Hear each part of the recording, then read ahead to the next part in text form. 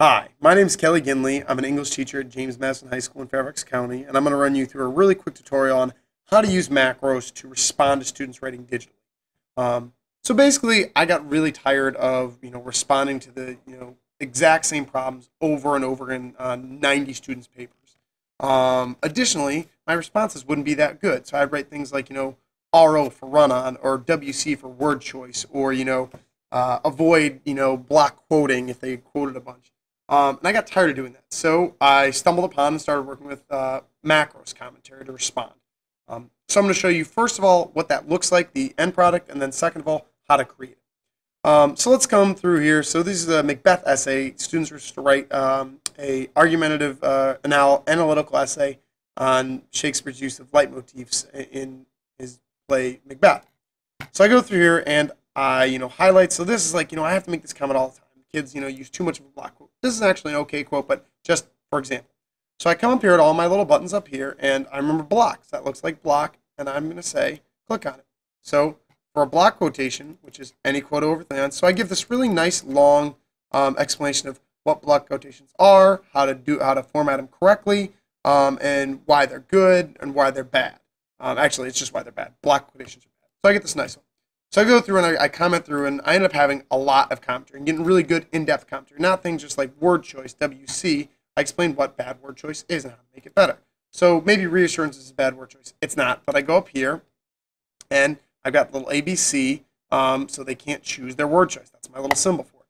It goes here, weak, incorrect word choice. So that one's actually not that great of a comment, but I've got stuff that is really effective. So maybe the thesis up here, they don't do a great job on the thesis. So I might come here for my unhappy face. Oh, actually, let's see. My X for needs thesis. You're asking a clear, concise thesis that directly answers the prompt.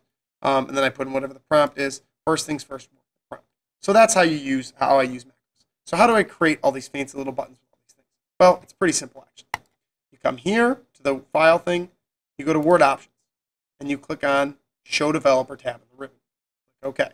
Now that I've got my Developer tab, I come up here. And what do you think? I record a macro. Okay. So basically, I know what I want to say here, so I'm going to do it. So I'm going to click Record Macro. I name the macro, so we'll call this example. Okay, now what you can do here is you can either add a fancy little button up here, you add over here, and then click on it, modify, and any one of these little samples. Okay, so I'll click the little palette thing because I'm doing something creative. I'm an artist right now, and I press OK. Now my macro's recording. You see the little recording button along with the arrow.